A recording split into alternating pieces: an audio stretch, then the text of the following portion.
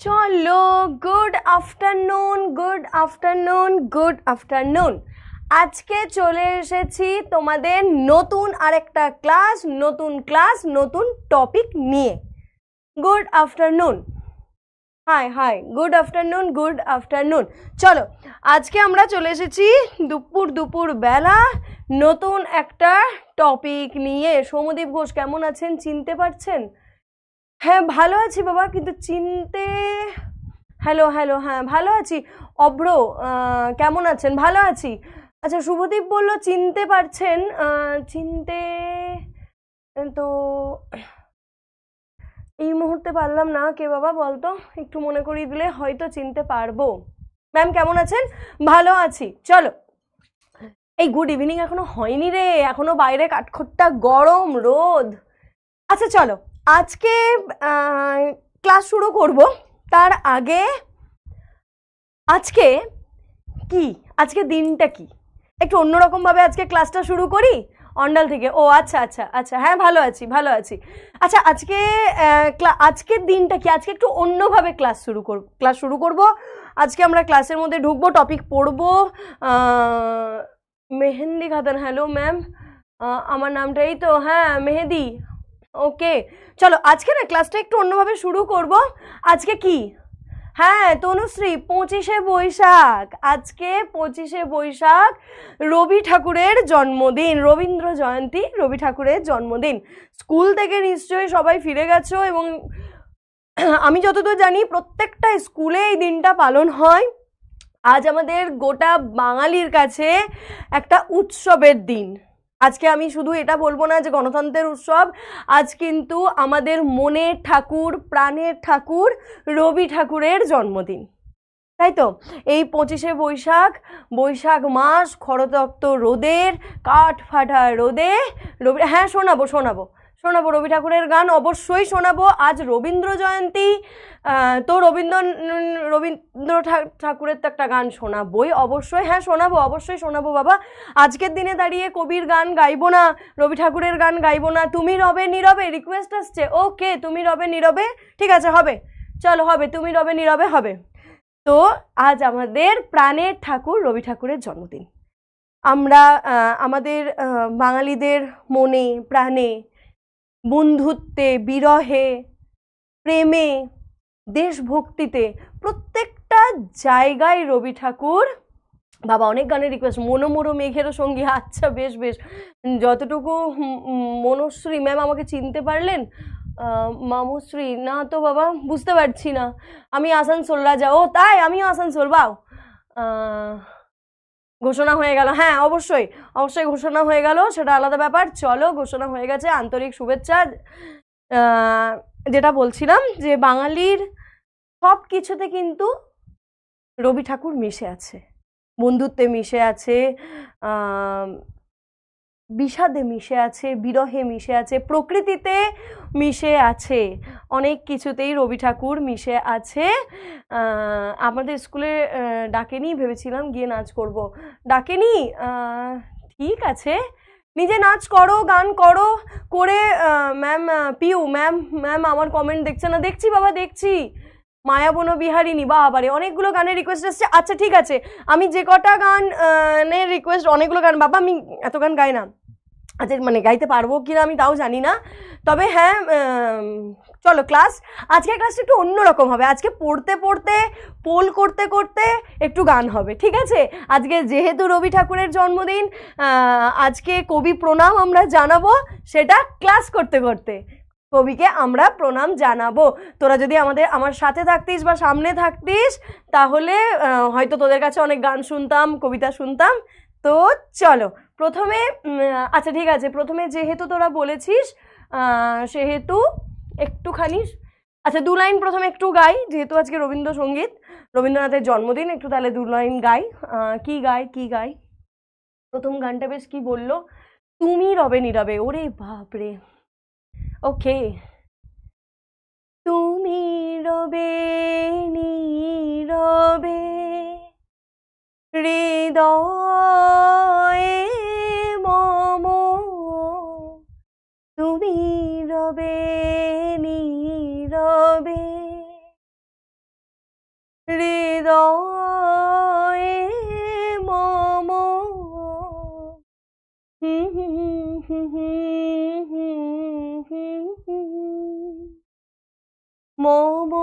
জীবন যৌবন মম অখিল ভুবন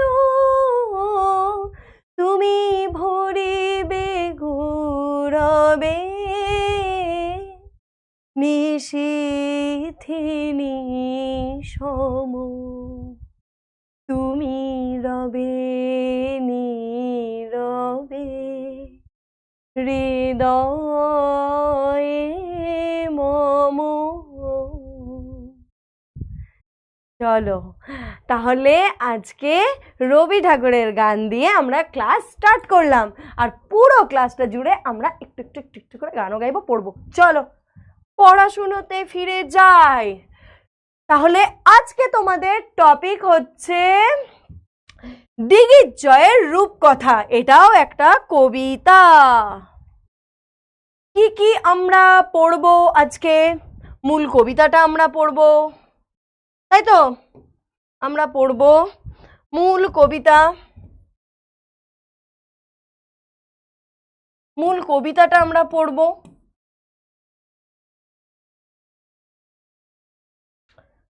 বিষয়বস্তুটা আমরা পড়বো। আমরা বিষয়বস্তু পড়বো আর এমসিকিউ প্র্যাকটিস করব। আমরা এমসিকিউ আমরা করব। চলো তাহলে এই তিনটে আমরা আজ করব, ঠিক আছে? চলো, love you ma'am, love you বেটা, love you love you love you. চলো, টপিক দিগ্বিজয়ের রূপকথা। প্রথমেই আমরা আসবো কবি পরিচিতি থেকে। তোমরা প্রত্যেকেই জানো, তোমরা অলরেডি 11-এর ফার্স্ট সেমিস্টারে দেখেছো, কবি পরিচিতি থেকে কিন্তু এমসিকিউতে প্রচুর প্রচুর কোশ্চেন আসে। মানে প্রচুর প্রচুর আসতে, মানে কবি পরিচিতি থেকে কিন্তু আসবে, প্রচুর ইম্পর্টেন্ট যেটা আমি বলছি। প্রথমেই আমরা দেখব কবিতাটা লিখেছেন নবনীতা দেবসেন। কবিতাটা লিখেছেন নবনীতা দেবসেন। হিন্দুস্তান পার্কে বাবা মার ভালোবাসা গৃহে জন্ম করেন তিনি। পিতা নরেন্দ্র দেব ও মাতা রাধারানী দেবী সে যুগের বিশিষ্ট কবি নবনীতা দেবসেন। আচ্ছা, এখানে দটা হয়ে গেছে, দটা হবে না। নবনীতা দেবসেন ছিলেন বিখ্যাত কবি, লেখক এবং শিক্ষাবিদ। তিনি দক্ষিণ কলকাতার তিনি Gokhale Memorial Girls Lady Brabourne Presidency College, Jadavpur, Harvard ও কেমব্রিজ বিশ্ববিদ্যালয়ে পড়াশুনো ও গবেষণা করেছেন। পরবর্তী সময়ে তিনি যাদবপুর বিশ্ববিদ্যালয়ের তুলনামূলক সাহিত্যে অধ্যাপনা করেন। 1959-এ দেশ পত্রিকায় তার প্রথম কাব্যগ্রন্থ প্রথম প্রত্যয় প্রকাশিত হয়। এই লাইনটা একটু ভালো করে দেখবে। অনেক সময় চলে আসে, খুব ইম্পর্টেন্ট না হলে অনেক সময় কিন্তু দিয়ে দেয় যে তার প্রথম কাব্যগ্রন্থ নাম কি। তাহলে প্রথম কাব্যগ্রন্থের নাম কি? প্রথম প্রত্যয়। 1976-এ প্রথম উপন্যাস আমি অনুপম প্রকাশ পায়। কবিতা, প্রবন্ধ, রম্য রচনা। এই রম্য রচনাটা কি জিনিস অবশ্য আমি 11-এর ক্লাসে একবার বলেছিলাম, আরেকবার বলে দেবো। অনেকে মনে এই একটা ধারণা আছে, ম্যাম রম্য রচনাটা কি জিনিস। তোমরা ইয়ে পড়েছো তো, 11-এ পড়েছিলে বিড়াল। বিড়ালটাও কিন্তু এখন মানে এক ধরনের রম্য রচনা। কেমন না, সহজ সরল ভাষায় এবং হাসি মজা দিয়ে একটি রচনা, গল্প রচনা হয় বা কবিতার ক্ষেত্রে অনেক সময় হয়, কিন্তু সেটার মধ্যে একদম বিশেষ একটা বার্তা কিন্তু থাকে। হাসি হয়, মজা হয়, সহজ সরলভাবে সেই বিষয়টা উপস্থাপন করা থাকে গল্প বা কবিতায়, সেটাকে বলা হয় রম্য রচনা। ভ্রমণ কাহিনী, উপন্যাস মিলে তার প্রকাশিত গ্রন্থের সংখ্যা 38। 2000 সালে পদ্মশ্রী সম্মানে তিনি ভূষিত হন। এই কবিতাটি একদম লাস্টের এই লাইনটা হচ্ছে তোমাদের ভীষণ ইম্পর্টেন্ট। কি হয়ে গেল? এই কবিতাটি নবনীতা দেবসেনের শ্রেষ্ঠ কবিতা থেকে নেওয়া হয়েছে। নবনীতা দেবসেনের শ্রেষ্ঠ কবিতা থেকে এটা নেওয়া হয়েছে। রক্তে আমি রাজপুত্র, রক্তে আমি রাজপুত্র, এই কবিতাটা থেকে নেওয়া হয়েছে। কবি পরিচিতি থেকে যদি কোশ্চেন, এই কবিতার ক্ষেত্রে কবি পরিচিতি থেকে কোশ্চেন যে কবিতাটি কার লেখা, কবিতাটি কার লেখা,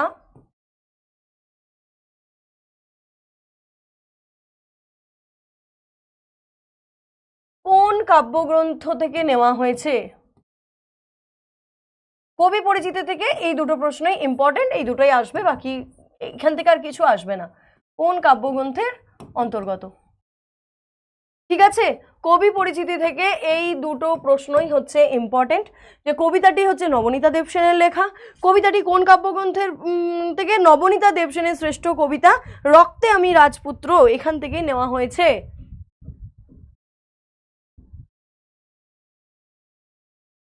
কোথায়?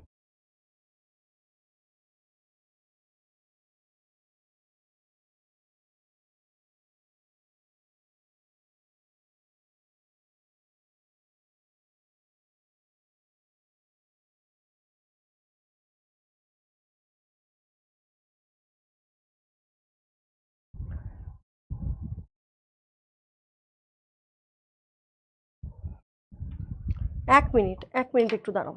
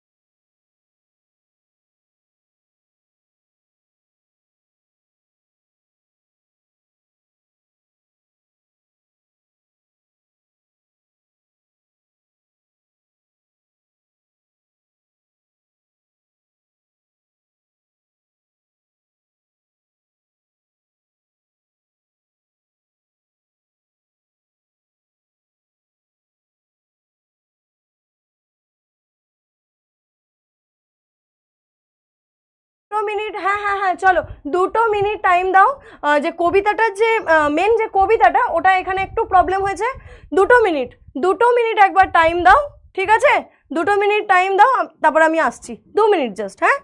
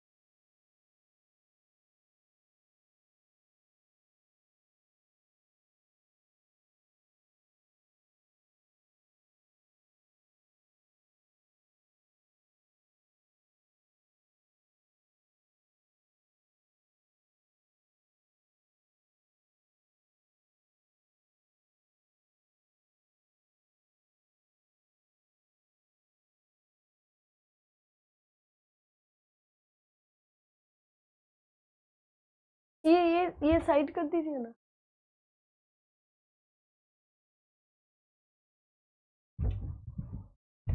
চলো চলো চলে এসছি। একটু সমস্যা হয়েছিল হ্যাঁ, একটু সমস্যা হয়েছিল, মানে তোমাদের মেন পেজটা, কবিতার পেজটা কোনো কারণবশত হারিয়ে গেছিল। চলো চলো চলো চলো তাহলে আমরা আবার পড়াতে ফিরি। আমরা কোথায় ছিলাম? Ma'am is back. হ্যাঁ, welcome back, ma'am is back. চলো চলো চলো চলো ওকে, সরি প্রথম মানে একটু তোমাদের হ্যাপাসেট হলো। চলো, সরি সরি সরি। চলো এবারে আমরা ফিরে যাই আবার পড়াতে। হ্যাঁ হ্যাঁ, শোনা যাচ্ছে? শোনা যাচ্ছে? শোনা যাচ্ছে তো? চলো, হ্যাঁ তাহলে এবারে আমরা যেটাতে ছিলাম, আমরা আবার ওখানে ফিরে আসি। কবি পরিচিতিতে আমরা ছিলাম যে কবিতাটা কার লেখা এবং কোন কাব্যগ্রন্থ থেকে। আপনার কি আজ বার্থডে? না, একদমই না। চলো, তো কবিতাটা অনেকটা অলরেডি লেট হয়ে গেছে, পড়াটা স্টার্ট করে দিই। হ্যাঁ, কোন কাব্যগ্রন্থ থেকে নেওয়া, চলো সেটা হয়ে গেল। এবার নেক্সট আমরা আসছি কবিতায়। দিগ্বিজয়ের রূপকথা, এই কথাটার মানে কি? রূপকথার গল্প আমরা সবাই পড়েছি, আমরা রূপকথার গল্প শুনে, রূপকথার গল্প পড়েই বড় হয়েছি। যখনই রূপকথার কোনো গল্প আসে, ম্যামের বার্থডে কবে? ম্যামের বার্থডে অনেক দেরি। হ্যাপি বার্থডে ম্যাম, আমার বার্থডে নয়। কে বললো আমার বার্থডে নয়? চলো পড়াই ফিরি। তো রূপকথার গল্পে আমরা আসি। রূপকথার গল্প বলতে আমাদের প্রথমেই চোখের সামনে যেগুলো মনে হয়, রাজা রানী, যুদ্ধ, ঘোড়া, রাজপুত্র, সুয়োরানীর গল্প, দুয়োরানীর গল্প, রাজাদের গল্প, এরকম প্রচুর গল্প আমরা কিন্তু রূপকথার গল্প হিসেবেই জানি। আমরা যদি বলি রূপকথার গল্পের মানে কোথা থেকে, তো সেটা হচ্ছে কিন্তু আমরা দেখবে আমরা ঠাকুমার ঝুলি রূপকথার গল্প, সেখানে আমরা রাক্ষসের কথা পাই, রানীর কথা পাই, রাজকুমারীর কথা পাই। ঠাকুমার ঝুলি শুনতে ভীষণ ভীষণ ভালো লাগে। হ্যাঁ, তো সেই রকমই হচ্ছে দিগ্বিজয়ের রূপকথা। এবারে তোমাদের মনে প্রশ্ন আসবে, ম্যাম দিগ্বিজয় কথার মানে কি? দিগ্বিজয় মানে হচ্ছে দিক বিজয়, মানে এই দিগ্বিজয় এই শব্দটাকে যদি আমি আরেকটু সোজা করে দিই তাহলে হচ্ছে দিক বিজয়, মানে চারিদিক, দিক বিজয়, দিক বিজয় অর্থাৎ যুদ্ধের মাধ্যমে বা ক্ষমতার মাধ্যমে বা চারিদিককে জয় করা, মানে যুদ্ধ বা নিজের ক্ষমতার মাধ্যমে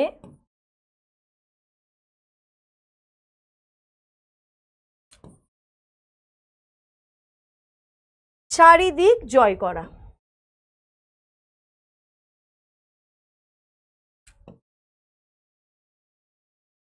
সেটাকে আমরা বলছি দিক বিজয়, অর্থাৎ নিজের চারিদিকটাকে আমরা জয় করছি, নিজের চারিদিকটাকে আমরা জয় করছি, তাই তো? প্রথম লাইনটা আছে রক্তে আমি রাজপুত্র, অর্থাৎ কবিতার কথক নিজের প্রথমে পরিচয় দিচ্ছে যে রক্তে আমি রাজপুত্র, অর্থাৎ কথক বলছে যে আমার রক্তে রাজবংশের রক্ত বইছে, আমি রাজপুত্র। কথক নিজের একটা পরিচয় দিচ্ছে, নিজের বংশ পরিচয় দিচ্ছে যে আমি রাজপুত্র। হলেনি বা দুঃখিনী জননী, দিগ্বিজয়ে যেতে হবে, অর্থাৎ এখানে কথক বলছে আমি তো রাজপুত্র, আমার গায়ের রাজার রক্ত বইছে, আমি রাজপুত্র, আমার মা দুঃখিনী, আমার মা দুঃখিনী, কিন্তু আমাকে দিগ্বিজয়ে যেতে হবে, অর্থাৎ আমাকে যুদ্ধ জয়ে যেতে হবে। আমার মা যতই দুঃখিনী হোক বা যেটাই হয়ে যাক না কেন, আমাকে দিগ্বিজয়ে যেতে হবে, অর্থাৎ আমাকে যুদ্ধের জন্য যেতে হবে। তাহলে প্রথমেই আমরা কবিতার প্রথমেই কি পাচ্ছি, যে এখানে একজন আমরা কবিতার কথককে পাচ্ছি যে বলছে, নিজের আত্মপরিচয় দিচ্ছে যে রক্তে আমি রাজপুত্র, রক্তে আমি রাজপুত্র। হলেনি বা দুঃখিনী জননী, দিগ্বিজয়ে যেতে হবে। দুয়োরানী দিলেন সাজিয়ে, অর্থাৎ বলছেন কবি কথক বলছেন তার মা তাকে সাজিয়ে দিলেন, তার মা তাকে সাজিয়ে দিলেন। কিভাবে সাজালেন? কবচ কুণ্ডল নেই। দেখো যে সাজটার কথা আমি বলবো, যে সাজটার কথা আমি বলবো সেই সাজটা কিন্তু খুব ম্যাড়ম্যাড়ে টাইপের সাজ। যে সাজটার কথা বলবো সেই সাজটা খুবই ম্যাড়ম্যাড়ে টাইপের সাজ, যে কবচ কুণ্ডল নেই, ধনুক তুনির শিরনাস্ত্র কিছুই ছিল না। আমরা জানি যে রাজারা যখন যুদ্ধ করতে যায়, যখন কোনো যুদ্ধের প্রস্তুতিতে যায়, যারাই যুদ্ধ করে যুদ্ধের জন্য কিন্তু একটা প্রস্তুতি দরকার, তাই তো?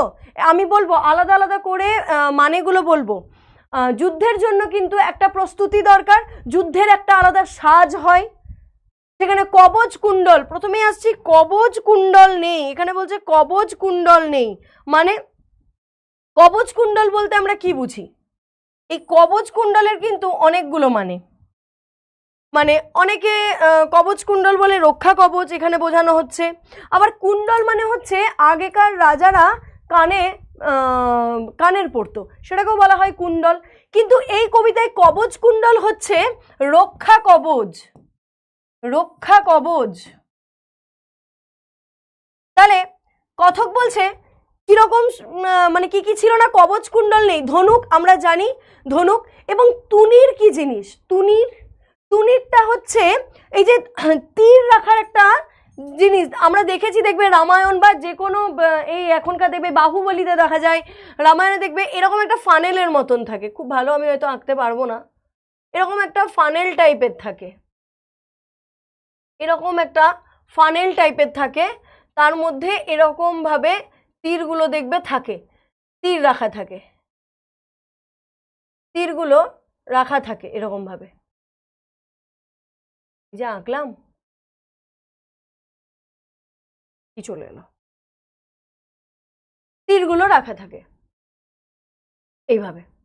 তো এই জিনিসটাকে বলা হচ্ছে তুনির, এই জিনিসটাকে বলা হচ্ছে তুনির, অর্থাৎ ওই যে পেছন দিকে দেখবে থাকে এরকম করে নিয়ে এরকম, এরকম করে নিয়ে এরকম করে যে মারে, ওইটাকে বলা হচ্ছে তুনির। তাহলে বলছেন এখানে কথক বলছেন দুয়োরানী মা তো তাকে যুদ্ধসজ্জায় সজ্জিত করেছেন, কি কি নেই? যুদ্ধসজ্জায় যেগুলো থাকার সেগুলোই নেই। নেক্সট হচ্ছে শিরস্ত্রাণ, শিরস্ত্রাণ মানে মাথাকে বাঁচানোর একটা বর্ম, যেমন কবচ কুণ্ডল হচ্ছে রক্ষা কবচ, বা এখানে কবচ কুণ্ডল কথা হচ্ছে এক প্রকারের বর্ম। হ্যাঁ, পিঠে থাকে এরকম করে নেয়, এরকম এরকম করে নেয়, এরকম কর্ণের ছিল একদম। এবং কবচ কুণ্ডল হচ্ছে নিজেকে রক্ষা করার একটা বর্ম, একটা দুর্ভেদ্য বর্ম। যে প্রথম কবচ কুণ্ডলটা বলছি, যেখানে যুদ্ধের সময় রাজারা ওটাকে ব্যবহার করতেন, যাতে কোনো রকম ভাবে কোনো কিছু আঘাত এলে সেটা যেন তাদের শরীরে না লাগে। আর শিরস্ত্রাণ হচ্ছে লোহার এক মুকুট, দেখবে এরকম পরে। আমরা এই যে ইয়ে দেখেছো না, এই আমাদের সিনেমাটা রণবীর সিংয়ের পদ্মাবতী, পদ্মাবত, তারপরে তোমার আরেকটা কি বেশ সিনেমাটার নাম, ওই ভুলে যাচ্ছি আমি এই মুহূর্তে, তো ওই সিনেমাগুলোতে দেখতে পাবে যখন যুদ্ধ করছে তো তখন এরকমভাবে ওই শিরস্ত্রাণ পড়ে থাকে, একদম লোহার মুকুট, ওটা কিন্তু রাজমুকুট নয়, একদম এতটা এতটা এরকম করে, যাতে কোনো দিক থেকে তীর বা কোনো কিছু আঘাত মাথার মধ্যে লাগতে না পারে। তাহলে কবচ কুণ্ডল, ধনুক, তুনির, শিরস্ত্রাণ কিছুই ছিল না। তাহলে উনি কেমন যুদ্ধে, হ্যাঁ বাহুবলীতেও, তাহলে উনি কেমন যুদ্ধে যাচ্ছেন? রাজপুত্র পদ্মাবত, হ্যাঁ হ্যাঁ পদ্মাবত, তাহলে উনি কেমন যুদ্ধে যাচ্ছেন যেখানে যুদ্ধের কোনো সাজ নেই? আছে শুধু আশীর্বাদী দুটি সরঞ্জাম, দুটো আশীর্বাদী সরঞ্জাম নিয়ে উনি গল্পের কথক রাজপুত্র যুদ্ধে যাচ্ছে। তাহলে যখন রাজপুত্র যুদ্ধে যাচ্ছে, দুয়োরানী অর্থাৎ তার মা দুঃখিনী মা, হ্যাঁ বাজিরাও মাস্তানি, ঠিক ঠিক, দুঃখিনী মা তাকে সাজিয়ে দিচ্ছেন, রণসজ্জায় সজ্জিত করছেন, কিন্তু সেই রণসজ্জাটা একদম ভিন্ন ধরনের। রণসজ্জার জন্য যা যা লাগে সেগুলো কোনোটাই কিন্তু তার কাছে নেই, আছে দুটো আশীর্বাদী সরঞ্জাম। এবারে আমরা আসবো পরেরটাই, যে আশীর্বাদী সরঞ্জামটা কি। এক, এই জাদু অশ্ব, মরুপথে সেই হয় উট, আকাশে পুষ্পক, আর সপ্তডিঙা সাজে সিন্ধু জলে। জাদু অশ্ব কথাটার মানে কি? মায়াবী ঘোড়া। জাদু অশ্ব কথাটার মানে হচ্ছে মায়াবী ঘোড়া।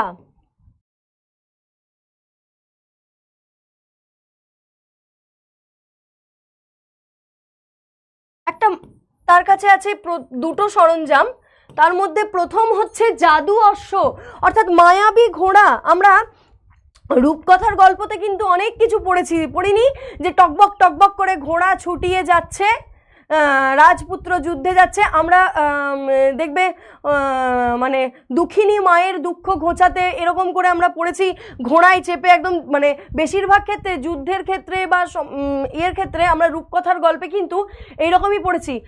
এই বিষয়ে রবীন্দ্রনাথ ঠাকুরের একটা কবিতা এই সময় আমার মনে পড়ে গেল, এই জাদু অশ্ব ঘোড়ার কথা বলতে ওই বীর পুরুষ কবিতাটাতে দেখবে কবি কিন্তু আছে না যে আমি চললুম রাঙা ঘোড়ার পরে, টকবগিয়ে তোমার পাশে পাশে। দেখবে মাকে বলছে না, মনে করো যেন বিদেশ ঘুরে মাকে নিয়ে যাচ্ছি অনেক দূরে, তুমি চললে পালকিতে মা চড়ে, দরজা দুটো একটুকু ফাঁক করে, আমি যাচ্ছি রাঙা ঘোড়ার পরে, টকবগিয়ে তোমার পাশে পাশে, রাস্তা দিয়ে ঘোড়ার খুঁড়ে খুঁড়ে রাঙা ধুলোয় মেঘ উড়িয়ে আসে। তাই না? হ্যাঁ, বীর পুরুষ কবিতা। তাহলে এই যে জাদু অশ্ব মানে মায়াবী ঘোড়া। এবারে মায়াবী ঘোড়া সেহেতু দেখো মরুপথে সেই হয় উট। আমরা জানি মরুভূমি, ধুধু মরু প্রান্তর, যেখানে দীর্ঘ পথ শুধুমাত্র একটি প্রাণী যেতে পারে, সেটা হচ্ছে উট। তাহলে এখানে কথক বলছে যে প্রথম সরঞ্জামটা হচ্ছে তার জাদু অশ্ব অর্থাৎ মায়াবী ঘোড়া, যে যেমনভাবে যে সমস্ত জায়গায় রাজপুত্র যাচ্ছে সেখানে সেরকমভাবে তার বাহন হয়ে যাচ্ছে। যদি সে মরু পথে যাচ্ছে তাহলে হয়ে যাচ্ছে উট তাকে বয়ে নিয়ে যাওয়ার জন্য। আকাশে পুষ্পক, এই পুষ্পক হচ্ছে পৌরাণিক গ্রন্থে আছে রথ। রাবণের যতদূর আমি জানি যে রাবণের এক রথ, সেটা হচ্ছে পুষ্পক। তাহলে যখন আকাশে যাচ্ছে তখন হয়ে যাচ্ছে পুষ্পক, অর্থাৎ রাজপুত্র যেভাবে যেখানে যে পরিস্থিতিতে যাচ্ছে তার জাদু অশ্ব সেই পরিস্থিতিতে সেই রকমই বাহন হয়ে যাচ্ছে তার সাথে। সপ্তডিঙা সাজে সিন্ধু জলে, এখানে কিন্তু কোট আনকোট ওই সিন্ধু নদীর তীর বলছে না, এখানে সিন্ধু নদ বলতে বোঝানো হচ্ছে সমুদ্রের জল, সমুদ্রে, অপার সমুদ্রে, সাগরের মধ্যে। সপ্তডিঙা, আমরা এই সপ্তডিঙাটা পড়েছি চাঁদ সদাগরের মনসামঙ্গল ইয়েতে, আমরা মনসামঙ্গল কাব্যে আমরা পড়েছি যে চাঁদ সদাগরের সপ্তডিঙা, যেটা একদম মনসার ইয়েতে মাঝ সমুদ্রে ভেঙে যায়, সেরকম হচ্ছে সপ্তডিঙা। তেপান্তরে পক্ষীরাজ, তেপান্তর কথার অর্থ কি? তেপান্তর কথার অর্থ হচ্ছে তিন প্রান্তের সমাহার। আমি যদি এটা সমাসবদ্ধ করতে যাই তাহলে তিন প্রান্তের সমাহার, আবিধানিক অর্থ তিন প্রান্তের সমাহার, সেটা বলছি আমি তেপান্তর। কিন্তু এখানে আমি আরো সহজ করে তেপান্তরটা বলছি, মানে ধুধু বিস্তীর্ণ মাঠ। কবিতায় তেপান্তরটা বোঝানো হচ্ছে ধুধু বিস্তীর্ণ মাঠ, যেখানে হচ্ছে পক্ষীরাজ। পক্ষীরাজ কথার মানে ওই ঘোড়ার পাখা হয়ে যাচ্ছে এবং পাখা হয়ে সে ডানা মেলে উড়তে পারছে, ডানা মেলে সে উড়তে পারছে। তাহলে দেখো এই দুটো লাইন থেকে আমরা কি পেলাম, যে একটা জাদু অশ্ব, তার কাছে যে বললো দুটো আশীর্বাদী সরঞ্জাম আছে, তার মধ্যে একটা, প্রথমটা হচ্ছে জাদু অশ্ব অর্থাৎ মায়াবী ঘোড়া, যে রাজপুত্র যেখানে যাচ্ছে যে পরিস্থিতিতে যাচ্ছে সেখানে সেইভাবে তার বাহন হচ্ছে। কোথাও ধুধু মরুপ্রান্তর, সেখানে তার বাহন হচ্ছে উট। কোথাও আকাশে যখন যাচ্ছে তখন পুষ্পক রথ, যখন সপ্তডিঙায় যাচ্ছে তখন সেই ঘোড়াই হয়ে, যখন সমুদ্রে যাচ্ছে তখন সেই ঘোড়াই হয়ে যাচ্ছে সপ্তডিঙা, ডিঙার রূপ ধারণ করছে।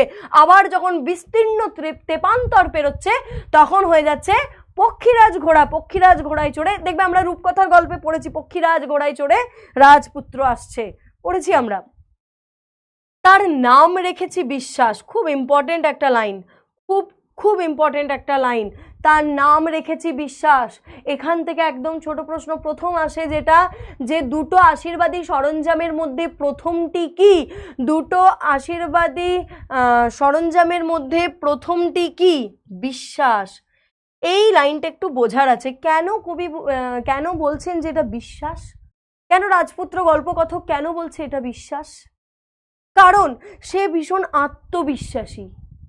এখানে বিশ্বাস বলতে বলা হচ্ছে সে কিন্তু ভীষণ আত্মবিশ্বাসী, তার নিজের প্রতি একটা বিশ্বাস আছে যে সে যে যুদ্ধে যাচ্ছে, যেখানে যাচ্ছে, সেখানে সেইভাবে তার ওই প্রথম বিশ্বাস, মানে তুমি যা কাজ করতে যাচ্ছ, যে কোনো কাজ তুমি যখন করতে যাবে, তখন তোমার মতো, আমি আরেকটু সহজ করে একটু বলে দিই তোমাদের মতন করে, তাহলে ব্যাপারটা বুঝতে পারবে যে কেন। তোমাদের মনে একটা প্রশ্ন আসবে, ম্যাম বিশ্বাসটা কি সরঞ্জাম, কোনো যুদ্ধ জয়, এখানে রূপকথা বলা হচ্ছে, তার মানে কি পুরো গল্প মানে কবিতাটা কিন্তু রূপকথার আদলে বলা হচ্ছে, কিন্তু ভেতরের আঙ্গিকটা কিন্তু অন্যরকম, ভেতরের আঙ্গিকটা কিন্তু অন্যরকম। অর্থাৎ তুমি যত বড়ই কাজ করতে যাও, যে কোনো কাজ তুমি পৃথিবীতে করতে যাও, তুমি এই যে পড়াশুনো করছো, তোমাদের কাজ পড়াশুনো করা, তুমি পড়াশুনো করছো, তোমার মধ্যে একটা বিশ্বাস আছে যে আমি পারবো, আমি ভালো নাম্বার তুলতে পারবো,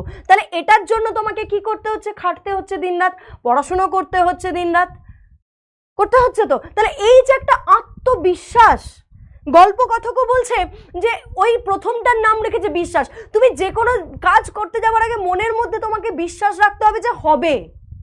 নিজের প্রতি বিশ্বাসটা মানুষকে প্রথমেই রাখতে হয়।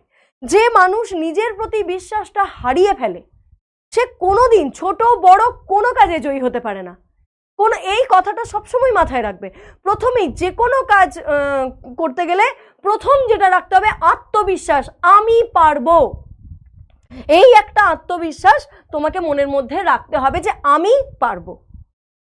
সেরকমই গল্পকথক যেহেতু রাজপুত্র যুদ্ধে যাচ্ছেন বলছে, তাহলে বলছে প্রথমটার নাম রেখেছে বিশ্বাস। যে কোনো যুদ্ধে তুমি, মানে যেহেতু রূপকথা, এখানে তার আঙ্গিকে বলছে যে তোমাকে বিশ্বাস রাখতে হবে, অর্থাৎ রাজপুত্র প্রথমটা রেখেছে বিশ্বাস। দু নম্বর সরঞ্জামটা কি? এই হৃদয়ের খাপে ভরা মন্ত্রপুত অসি। অসি কথার অর্থ তরবারি বা খড়গ, তরবারি বা খড়গ। বলছে এই লাইনটা একটু ভালো করে বোঝো, যে এই হৃদয়ের খাপে ভরা মন্ত্রপুত অসি শানিত ইস্পাত খণ্ড। শানিত মানে ধারালো, শানিত কথার অর্থ হচ্ছে একদম ধারালো, ধারালো একটা ইস্পাত খণ্ড। এই হৃদয়ের খাপে ভরা কেন বলেছে? দেখবে যখন যুদ্ধ করতে যাই, তরোয়ালটা কোথায় থাকে? এরকম একটা খাপের মধ্যে ভরা থাকে না রাজাদের, এরকম একটা জায়গায় এরকম করে বার করে, এখানে একটা তরবারি রাখার খাপ থাকে, দেখবে এরকম করে ধরে না, তরবারি রাখার একটা খাপ থাকে, এইভাবে বের করে। বুঝতে পেরেছো? হ্যাঁ, তাহলে এটা তো একটা খাপ।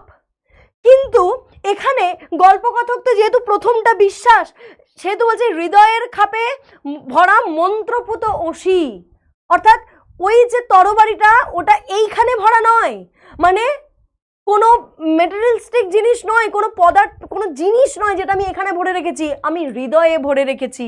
মন্ত্রপুত অসি, অভঙ্গুর। অভঙ্গুর কথার মানে যা ভাঙে না, তাই অভঙ্গুর।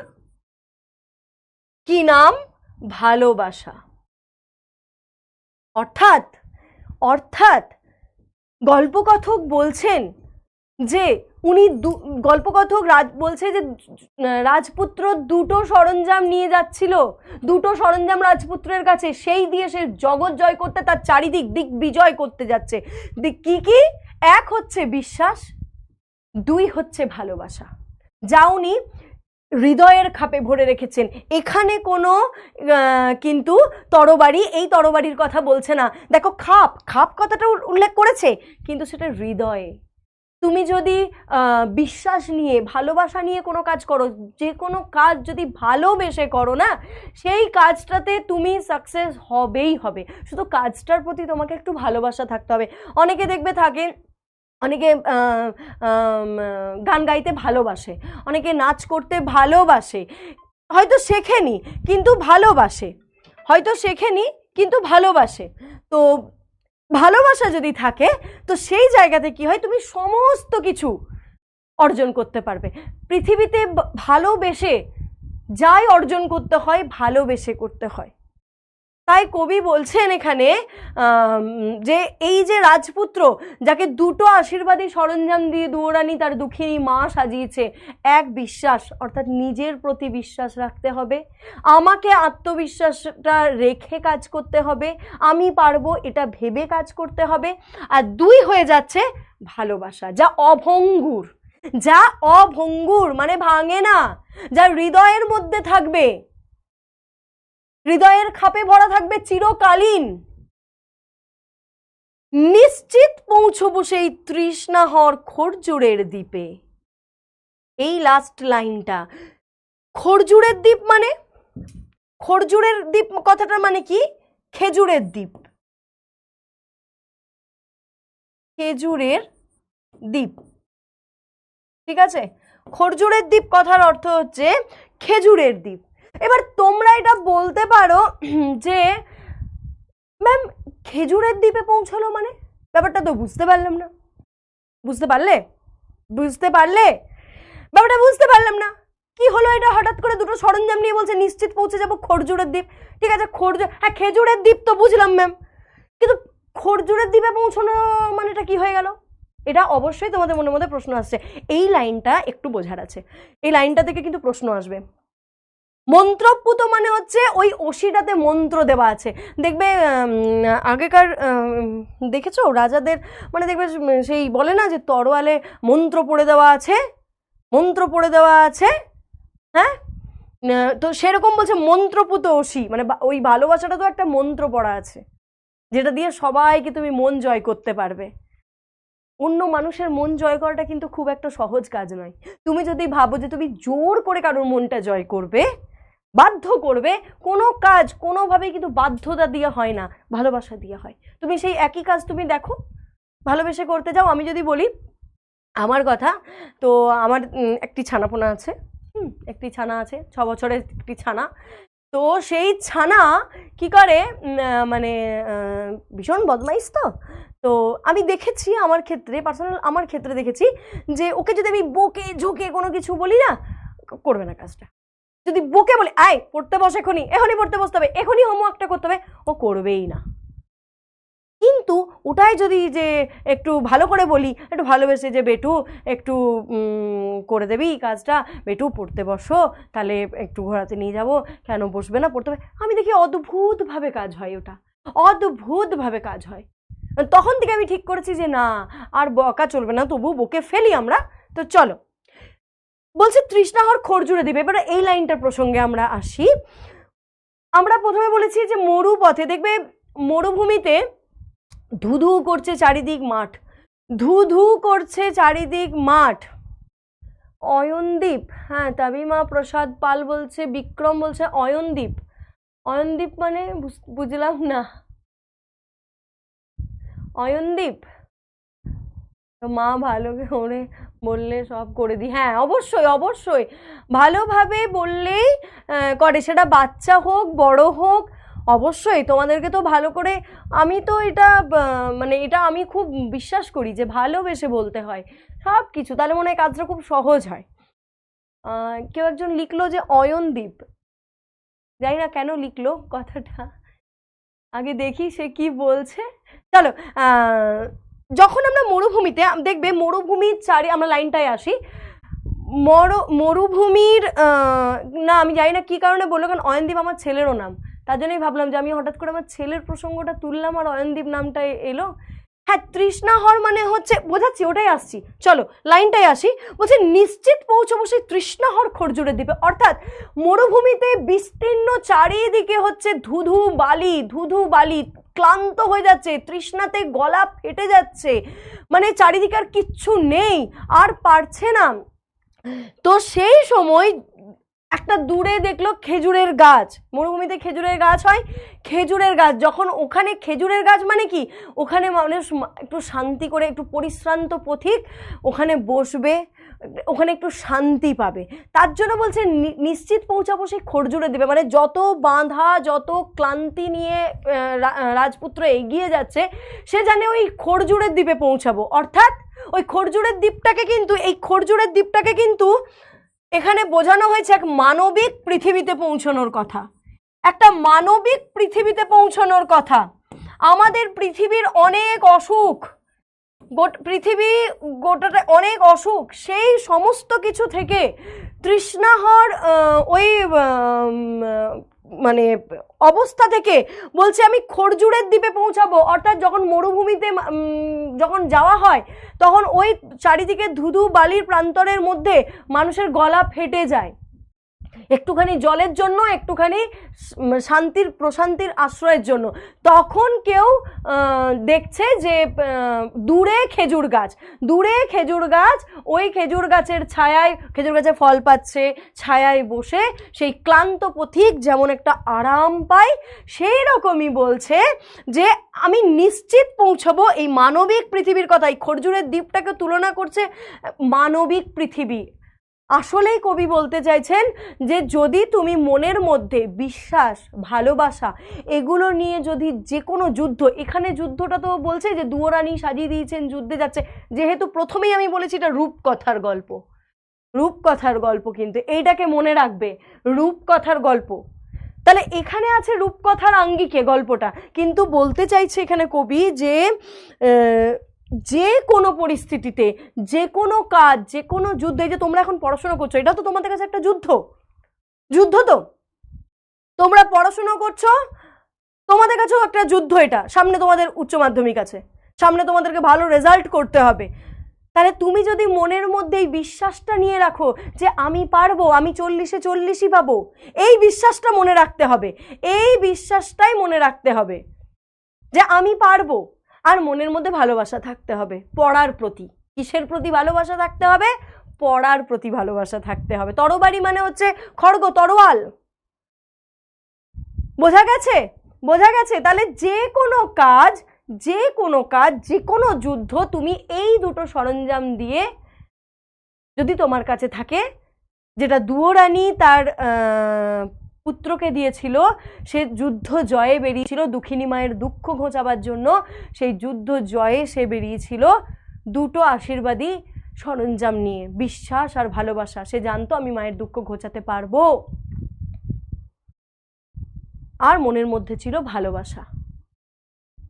অবশ্যই পড়ার প্রতি তোমাদেরও যদি ভালোবাসা থাকে আর এই বিশ্বাসটা থাকে যে আমরা পারবো, 40-এ 40ই পাবো, তাহলে দেখবে তোমরাও হারবে না, তোমরাও পৌঁছে যাবে সেই নিশ্চিত খরজুরের দ্বীপে, অর্থাৎ তোমাদের লক্ষ্যে তোমরা পৌঁছে যাবে, যেখানে পৌঁছে শান্তি পাবে। বুঝতে পেরেছো? কবিতাটা বোঝা গেছে? কবিতাটা লাস্ট লাইনটা হচ্ছে যে নিশ্চিত পৌঁছবো সেই তৃষ্ণাহর খরজুরে দ্বীপে, অর্থাৎ এই যে রাজপুত্র যুদ্ধে বেরিয়েছে, দুটো সরঞ্জাম নিয়ে যুদ্ধে বেরিয়েছে, মানুষ যুদ্ধে কেন যায়? একটা লক্ষ্য পূরণের জন্যই তো তার যুদ্ধ, তোমরা এই যুদ্ধটা কেন করছো? এই পড়াশোনা, তোমরা একটা যুদ্ধের ময়দানে আছো, নিজেদের কথাটা একবার ভাবো, নিজেদেরটা একবার ভাবো, তোমরাও কিন্তু এই যুদ্ধের ময়দানে আছো, ঠিক আছে? তোমরাও কিন্তু যুদ্ধের ময়দান। তাহলে এই যুদ্ধের ময়দানে তোমরা, এই যুদ্ধটাতে তোমরা কি করছো? কিসের জন্য? একটা লক্ষ্যে পৌঁছানোর জন্য তোমরা করছো যে আমাদেরকে ভালো রেজাল্ট করতে হবে, এইচএসে ভালো মার্কস পেতে হবে, ঠিক? তাহলে এই যে তোমরা এই যে যুদ্ধটার মধ্যে দিয়ে তোমরা যাচ্ছ, কিসের জন্য? একটা নিশ্চিত লক্ষ্যে পৌঁছানোর জন্য। এখানেও রাজপুত্র একটা যুদ্ধে বেরিয়েছে যেখানে তার দুটো আশীর্বাদী সরঞ্জাম, বিশ্বাস এবং ভালোবাসাকে নিয়ে। কেন না? সে জানে যে নিশ্চিত সে পৌঁছে যাবে খরজুরের দ্বীপে, অর্থাৎ এক মানবিক পৃথিবীর দিকে সে পৌঁছে যাবে। বোঝা গেছে? বোঝা গেছে? চলো দেখো, এখানে দিয়েছে, আমি যা বুঝিয়ে দিলাম এখানেও দিয়েছে কবিতার মূল ভাব ক্ষমতার লিপ্সা এবং ধ্বংস, যে রাজপুত্র দিগ্বিজয় বেরিয়ে রাজ্য ধ্বংস করে যা ক্ষমতার দম্ভ এবং তার ফলে সৃষ্ট ধ্বংসলীলাকে প্রতিকায়িত করছে, এবং রূপকথার আবহে কিন্তু বাস্তবতা, এই জিনিসটাই কিন্তু আমি তোমাদের বললাম যে বাস্তবটাকে তুলে এনেছেন কবি কিসের আঙ্গিকে? রূপকথার আঙ্গিকে। রূপকথার আঙ্গিকে কেন তুলে এনেছে? বাস্তবটাকে তুলে এনেছে রূপকথার আঙ্গিকে। যে বাহ্যিকভাবে এটি একটি রূপকথা বা ফেরি টেলের মতো শোনালেও এর গভীরে যুদ্ধ ও শান্তির একটা সমসাময়িক বা চিরন্তন বাস্তবতা কিন্তু লুকিয়ে আছে, যেটা আমি বললাম তোমাদের। শান্তির অন্বেষণ, যুদ্ধের শেষে যখন রাজপুত্র বিজয়ী হয়েও ক্লান্ত, তখন শান্তির খোঁজ তার জীবনের মূল লক্ষ্য হয়ে দাঁড়ায়। আমি বললাম তোমাদেরও একটা মূল লক্ষ্য, এই যুদ্ধের পরে তো তোমাদের শান্তির একটা অন্বেষণ থাকবে। এই যে তোমরা যুদ্ধ চালাচ্ছ, তোমাদের শান্তিটা কোন জায়গায় গিয়ে? যখন তোমরা নিজেদের রেজাল্টটা ভালো দেখবে, ফুল মার্কস দেখবে, সেখানেই গিয়ে কিন্তু তোমাদের শান্তি। চলো, কবিতাটি যুদ্ধের অসারতা এবং ভালোবাসার জয়গান গায়। সাংস্কৃতিক রূপক কি এটা? না, এটা প্রচলিত লোককথা বা রূপকথা স্টাইল ব্যবহার করে মানবিক সম্পর্কের জটিলতা এবং জীবনের গভীর সত্যগুলোকে তুলে এনেছে। এই জন্যে আমি বললাম যে রূপকথা স্টাইলে বলেছে ঠিক, কিন্তু এটা কিন্তু মানবিক একটা সম্পর্কের জটিলতা এবং জীবনের গভীর বাস্তবগুলোকে কিন্তু তুলে এনেছে। কবিতাটা যুদ্ধের ভয়াবহতা পরিহার করে প্রেম, শান্তি ও মানুষের কল্যাণের পথের আহ্বান জানায়। অর্থাৎ আমি যেমন বললাম যে কবিতাটা রূপকথার আঙ্গিকে হলেও জীবনের চরম বাস্তবটাকে কবি পাঠকদের সামনে তুলে এনেছেন।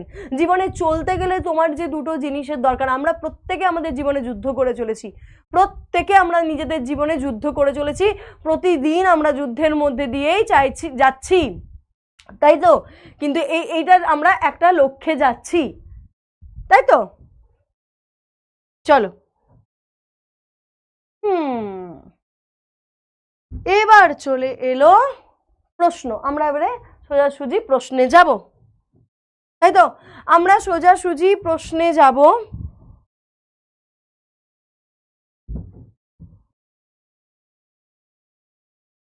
প্রথম হচ্ছে দিগ্বিজয়ের রূপকথা কবিতাটি কার লেখা?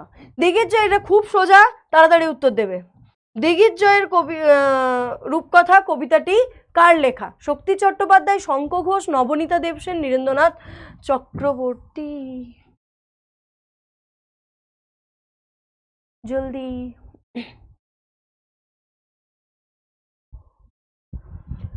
মনোমোর মেঘের সঙ্গী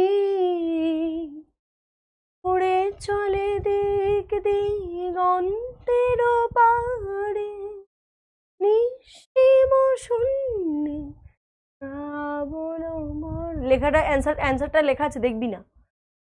সঙ্গীতে রিমিঝিম রিমিঝিম রিমিঝিম।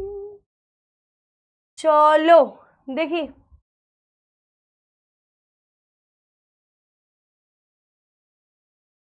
দেখি।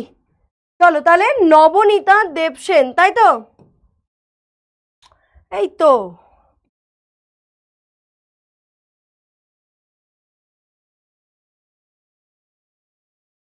নেক্সট,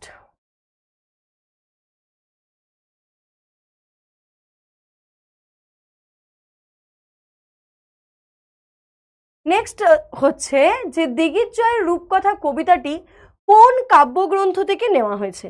কোন কাব্যগ্রন্থ থেকে নেওয়া হয়েছে? প্রথম প্রত্যয়, নবনীতা দেবসেনের শ্রেষ্ঠ কবিতা, শিউলি মুকুল, না করাতকল? কোথা থেকে নেওয়া হয়েছে?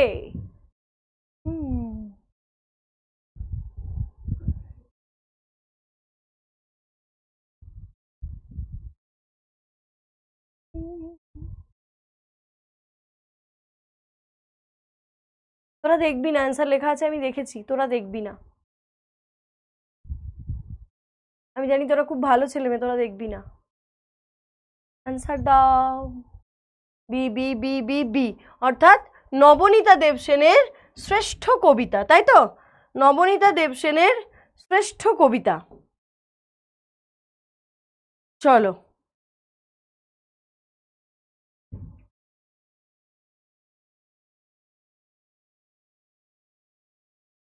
নেক্সট। এই হৃদয়ের খাপে ভরা, এই হৃদয়ের খাপে ভরা, হৃদয়ের খাপে কি ভরা আছে? মন্ত্রপুত ইস্পাত খণ্ড, মন্ত্রপুত কবচ, মন্ত্রপুত কবচ কুণ্ডল, না মন্ত্রপুত অসি? দেখি।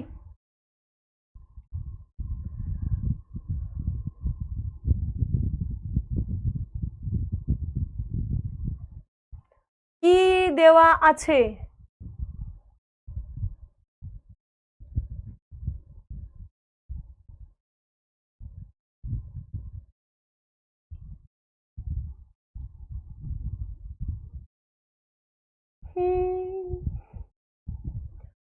তাড়াতাড়ি তাড়াতাড়ি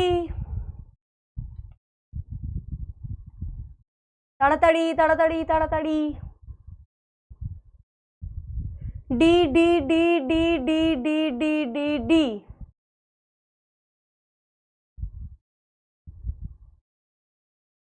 ডি অর্থাৎ মন্ত্রপুত অসি বা তরোয়াল বা তরবারি, তাই তো? চলো নেক্সট।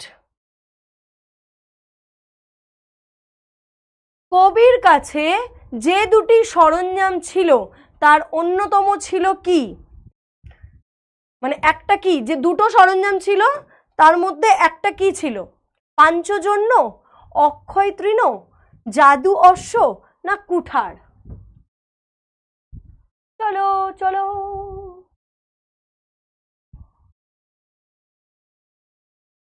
তাড়াতাড়ি উত্তর দাও, ঝটপট ঝটপট করে।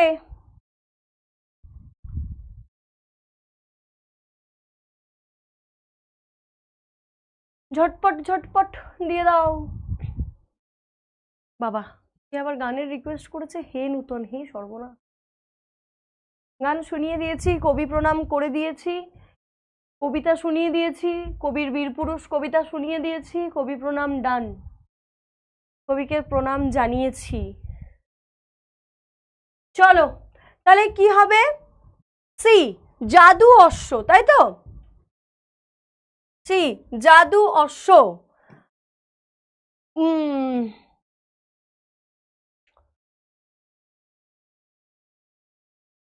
নেক্সট, সিন্ধু জলে সেজে ওঠে কি?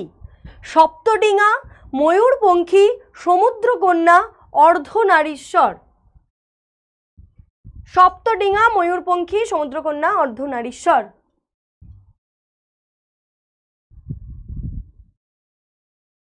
মায়াবন বিহারিণী হরিণী, গহন স্বপন সঞ্চারিণী, কেন তারে ধরিবারে করিপন অকারণ, মায়াবন বিহারিণী।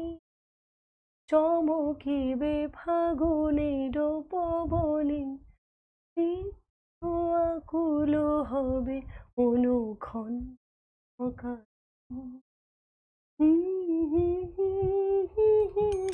হয়েছে? গান শুনছিস না অ্যান্সার দিচ্ছিস? একটু দেখি। হ্যাঁ অ্যান্সার দিচ্ছে দিচ্ছে। গান শুনতে শুনতে যদি অ্যান্সারটা না দিয়েছিস, তোদের রিকোয়েস্ট কিন্তু আমি রাখছি, ঠিক আছে? তোরা যদি অ্যান্সার না দিয়েছিস, ভেতরে গিয়ে মেরে আসবো ঢুকে। চলো চলো তাহলে কি হবে? সিন্ধু জলে কি উঠেছিল সে যে?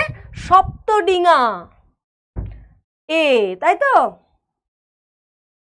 বাহ, সবাই উত্তর দিয়েছে, ভেরি গুড। কবি যে জাদু অশ্বের কথা বলেছে তার প্রকৃত অর্থটা কি? দেখ, প্রকৃত অর্থ জানতে চাইছে। তার প্রকৃত অর্থ কি? প্রত্যয়, সাহস, ভালোবাসা, না বিশ্বাস? ব্যাস, আমি বলেছিলাম প্রশ্ন আসবে, আমি বলেছিলাম প্রশ্ন আসবে, আমি বলেছিলাম। চলো সবাই মিলে উত্তর দাও হাতে হাত রেখে বন্ধুরা। আই তবে সহচরী, হাতে হাতে ধরি ধরি, তারপরে আমরা উত্তর দিই, তাই তো? আই তবে সহচরী, সবাই মিলে উত্তর দিই। সহচরী উত্তর দাও। না আর গান শোনাবো না। হ্যাঁ আগে দেখি তোরা, আগে পুরো দেখবো, সব কোশ্চেনের অ্যান্সার আগে দেখবো সবাই ঠিকঠাক দিচ্ছে কিনা। তাড়াতাড়ি করছিস কেন? অনেক সময় আছে। চলো চলো তাহলে কবি যে জাদু অশ্বের কথা বলেছে সেটা কি? ডি, অর্থাৎ বিশ্বাস। বিশ্বাস দেখে নি। Okay, Aritra, Sujit, Ahana, Sayantika, Sufiya, MD Minhaj, Shivam, Bera. Bad boy? Bad বয়টা কে রে? এটা ব্যাড বয় কেন? Good boy knows? সর্বনাশ। কবির কাছে যে দুটি আশীর্বাদী সরঞ্জাম ছিল তার মধ্যে একটি হলো বিশ্বাস আর অন্যটি কি? অনুভব, স্নেহ, ভালোবাসা, বন্ধুত্ব। অনুভব, স্নেহ, ভালোবাসা, বন্ধুত্ব। দেখি দেখি দেখি, চট চট চট চট চট চট করে উত্তর দাও। সবশেষে একটা গান শোনাবেন? হ্যাঁ শোনাবো। আজকে যেহেতু কবিগুরুর জন্মদিন, আমি ক্লাস শুরুতেও শুনিয়েছি, ক্লাস শেষেও শোনাবো। চলো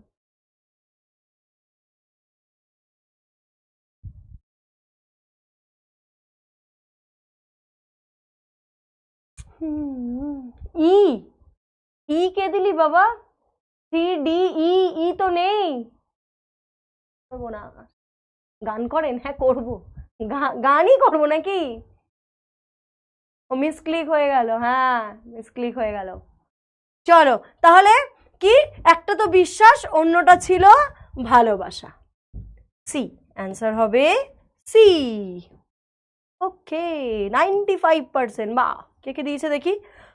ফারহানা, অরিত্র, সুস্মিতা, প্রীতম, অভিযান, সায়ন্তিকা, অনেকেই দিয়েছে। চলো নেক্সট দেখি কি আছে।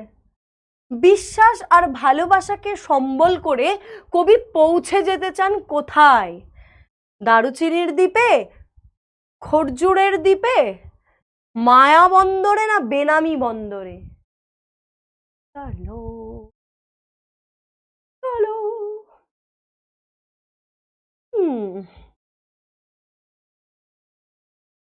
কে একজন আমাকে তখন বললি, আমি দেখলাম হুট করে আমার চ্যাটটা চলে গেল, যে ম্যাম খরজুরের দ্বীপ কেন বলেছে।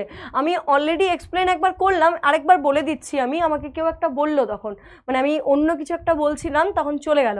যাই হোক, খরজুরের দ্বীপ কথাটা এই কারণেই বলছে, কারণ মরুভূমিতে যখন কোনো মানে মরুভূমি তো ধুধু চারিদিক বালি, ওখানে তো কোনো ছায়া নেই, কোনো কিছু নেই, অন্য কোনো গাছ নেই, কিছু নেই। তাহলে ওই ধুধু বালি প্রান্তরে যেতে যেতে যেতে যেতে যেতে যেতে দূরে খেজুর গাছ কিন্তু মরুভূমিতেই হয়, তখন খেজুর গাছ যদি একটা দেখতে পাওয়া যায়, তার ছায়াতে বসলে সেখানে ফল পাবে, তার ছায়া পাবে। তো সেখানে বসে ওই পরিশ্রান্ত পথিক বা রাজা বা যেই হয়ে যাক না কেন, যে শান্তিটা পায়, যে আরামটা পায়, সেইটাকে কবি তুলনা করেছেন। বলছে আমি নিশ্চিত পৌঁছে যাব খরজুরের দ্বীপে। অর্থাৎ আমাদের এই যুদ্ধটা কিসের জন্য? একটা নির্দিষ্ট লক্ষ্যে পৌঁছানোর জন্য। পৃথিবীতে প্রতিনিয়ত যে সবাই যুদ্ধ করে চলেছে, সেটা কিন্তু নির্দিষ্ট একটা লক্ষ্যে পৌঁছানোর জন্য এই যুদ্ধটা করে চলেছে। সেই লক্ষ্যটা অবশ্যই শান্তি। মানে তুই এত যুদ্ধ করছিস, একটা শান্তির আশা তো করছিস। অর্থাৎ কবি বলছেন যে ওই তৃষ্ণাহর খরজুরের দ্বীপে, অর্থাৎ তৃষ্ণার্ত অবস্থায় গলা ফেটে যাচ্ছে, শুকিয়ে যাচ্ছে, সেই যুদ্ধ করতে করতে সে ওই শান্তিময় জায়গায় পৌঁছাচ্ছে। অর্থাৎ মানবিক পৃথিবীতে পৌঁছানোর কথা এখানে বলেছেন, যে মানবিক পৃথিবীতে পৌঁছানোর কথা। যেখানে মানুষ মানুষকে ভালোবাসা আদান প্রদানের মাধ্যমে কাজ করবে, বিশ্বাস রেখে কাজ করবে, সেই মানবিক পৃথিবীর কথা বলেছেন। এই জন্যই বলেছেন খরজুরের দ্বীপের সাথে তুলনা করেছে, যেহেতু ওটা রূপকথার গল্প, মরুভূমি দিয়ে রাজপুত্র যাচ্ছে, গোটা মরুভূমি সে পার করছে, তাহলে সে জানে যে আমি ওই আরামদায়ক জায়গাটায় ঠিক পৌঁছে যাব, ঠিক পৌঁছে যাব।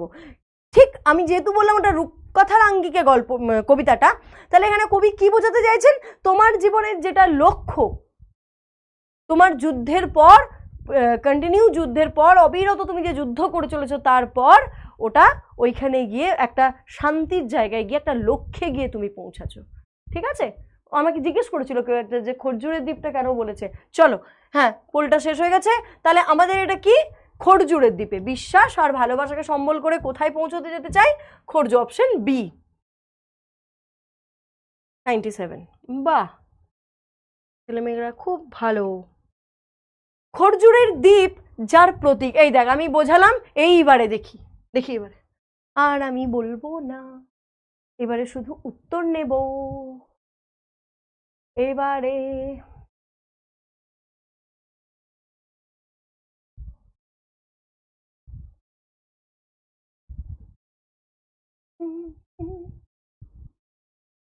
চলো নেক্সট, খরজুরের দ্বীপ কার প্রতীক? শান্ত নিশ্চিন্ত আশ্রয়ের, লক্ষ্য ভেদের, মরুদ্যানের, না মানব বসতির?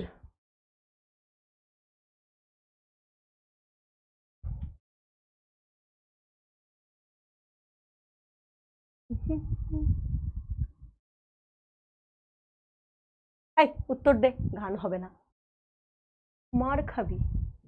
জল তরঙ্গে ঝিলমিল, হ্যাঁ, এই জল তরঙ্গে ঝিলমিল ঝিলমিল, সেই কবিরও জন্মদিন আসছে, বৈশাখে কবিগুরুর জন্মদিন, জ্যৈষ্ঠে বিদ্রোহী কবির জন্মদিন।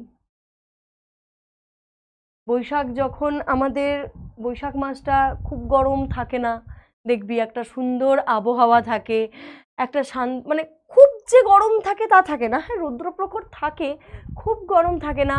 বছরের নতুন মানে নতুন বছর, সেখানে এসেছিলেন কবিগুরু রবীন্দ্রনাথ ঠাকুর, হ্যাঁ, এবং জ্যৈষ্ঠের দাবদাহ, তখন আমাদের এসেছেন নজরুল, বিখ্যাত বিদ্রোহী কবি নজরুল। চলো, খরজুরের দ্বীপ যার প্রতীক, শান্ত নিশ্চিন্ত আশ্রয়, শান্ত নিশ্চিন্ত আশ্রয়, ইয়েস। চলো নেক্সট দেখি কি আছে। আকাশে পুষ্পক আর সপ্তডিঙা সাজে সিন্ধু জলে, পুষ্পক কি? ভেরি গুড, পুষ্পক কি? চলো, ম্যাম ট্রিট দিলেন না তো আজকে, ট্রিট কিসের ট্রিট, কিসের ট্রিট, ট্রিটটা কিসের? গান আর পড়া করতে হবে, শুধু পড়া হবে। আচ্ছা কিসের ট্রিটটা দেবো, কিসের ট্রিট দিয়ে দেবো, মানে ট্রিটটা দেবো কিসের সেটাই তো বুঝতে পারলাম না। যাই হোক, আগে উত্তরটা দেখে নি। চলো,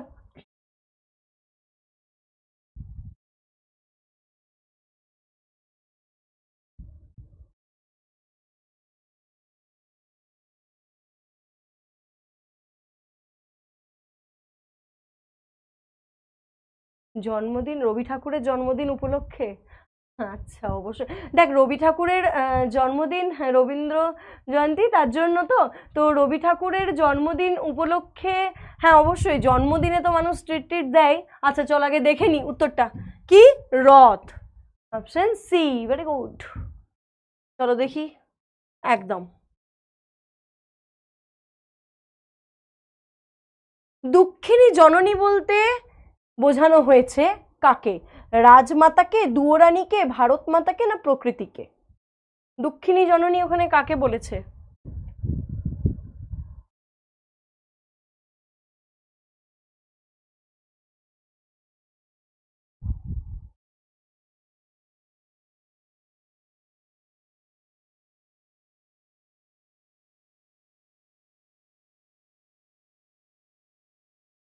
চলো উত্তর উত্তর উত্তর উত্তর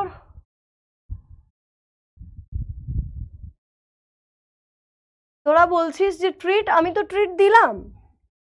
কবির জন্মদিন উপলক্ষে তোদের গান ট্রিট দিলাম যে, সুন্দর সুন্দর গান ট্রিট দিলাম না?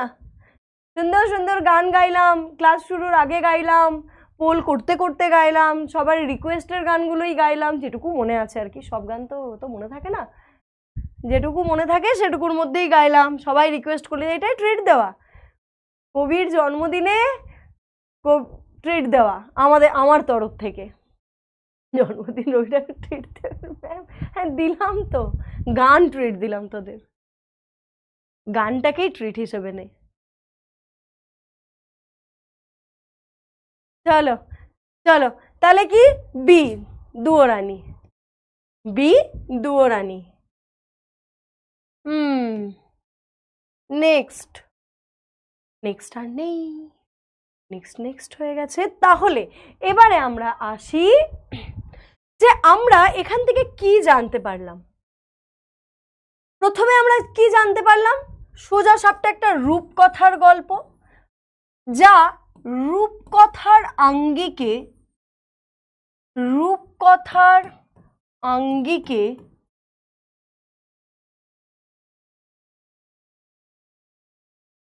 জীবনের বাস্তবতা আমরা জানতে পারলাম, জীবনের বাস্তবতা সম্পর্কে জানলাম, বাস্তবতার সম্পর্কে জানলাম। আর আমরা যেটা জানলাম যে আমাদের যে যুদ্ধ, আমরা যে যুদ্ধে যাই, আমরা যে কোনো যুদ্ধ, মানে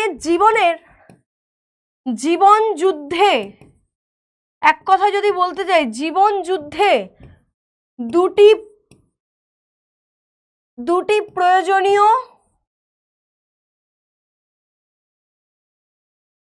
উপাদান, জীবন যুদ্ধে মানুষের জীবন যুদ্ধে দুটি প্রয়োজনীয় উপাদান। কি কি আমরা জানলাম প্রয়োজনীয় উপাদানগুলো? এক, বিশ্বাস, অর্থাৎ নিজের প্রতি বিশ্বাস, নিজের প্রতি বিশ্বাস বা আত্মবিশ্বাস, আত্মবিশ্বাসী হওয়া। দুই, জানলাম ভালোবাসা, অর্থাৎ দুই আমরা জানলাম ভালোবাসা, অর্থাৎ ভালোবেসে জগৎ জয় করা, ভালোবেসে জগৎ জয় করা। অর্থাৎ দেখো, কবিতাটার নাম যেহেতু দিগ্বিজয়ের রূপকথা, দিগ্বিজয় মানে আমি চারিদিকটা বিজয় করছি, চারিদিকের জয়, চারিদিকটা জয় হচ্ছে, এবং চারিদিককে যদি আমি জয় করতে যাই তাহলে তার দুটোই উপাদান লাগবে, নিজের প্রতি বিশ্বাস আর ভালোবাসা, যেটা আমরা আজকের কবিতাটা থেকে জানলাম। বুঝতে পেরেছো? আচ্ছা, এবারে একটা কথা বলি, আমাদের যেটা করতে হবে হোমওয়ার্ক, এমসিকিউ তো করবই, হোমওয়ার্ক যেটা করতে হবে সেটা হচ্ছে এমসিকিউ, পুরো এমসিকিউ প্র্যাকটিস করবে বাড়িতে, খুব ভালো করে এমসিকিউ প্র্যাকটিস করবে।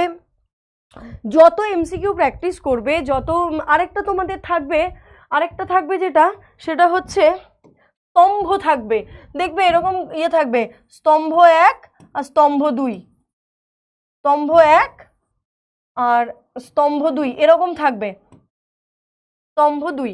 এবারে ধরো এইখানে দিয়ে দিল, এখানে ধরো দিয়ে দিল কবচ কুণ্ডল,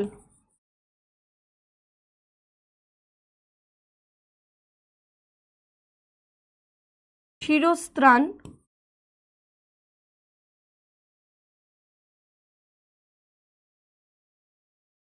ধনুক, না ধনুক দিল না,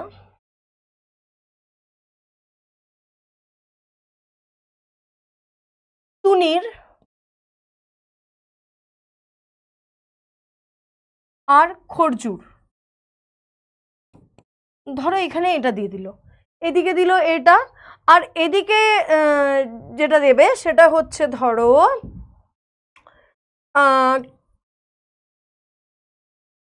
খেজুর গাছ,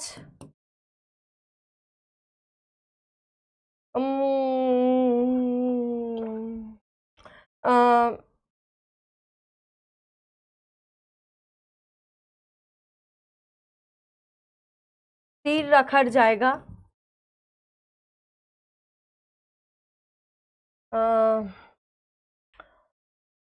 কি বলবো, কবচ কুণ্ডল তো,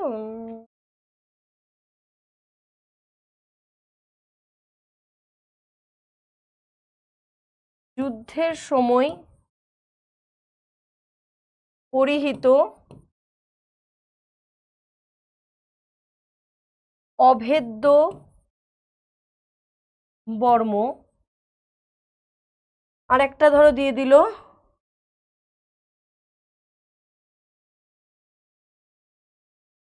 যুদ্ধে ব্যবহৃত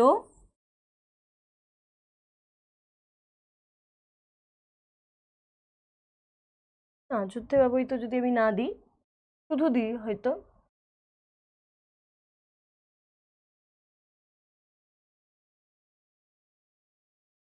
লোহার মুকুট, এরকম কিন্তু তোমাদের দিয়ে দেবে। এরকম ভাবে স্তম্ভ কিন্তু, এরকম ভাবে স্তম্ভ কিন্তু দিয়ে দেবে, এরকম ভাবে স্তম্ভ কিন্তু দিয়ে দেবে। এবারে তোমরা যদি, তোমাদেরকে এটা কি করতে হবে, তোমাদেরকে এটা মেলাতে হবে।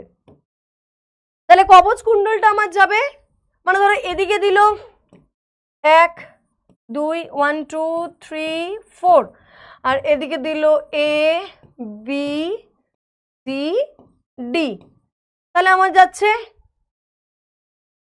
এখানে তীরস্ত্রাণ যাচ্ছে, লোহার মুকুট, তুনির যাচ্ছে তীর রাখার জায়গা, আর খরজুর যাচ্ছে খেজুরের গাছ। তাহলে আমার ফাইনালি অ্যান্সারটা কি হচ্ছে 1 এর সি, দাঁড়াও এখানটা মুছি,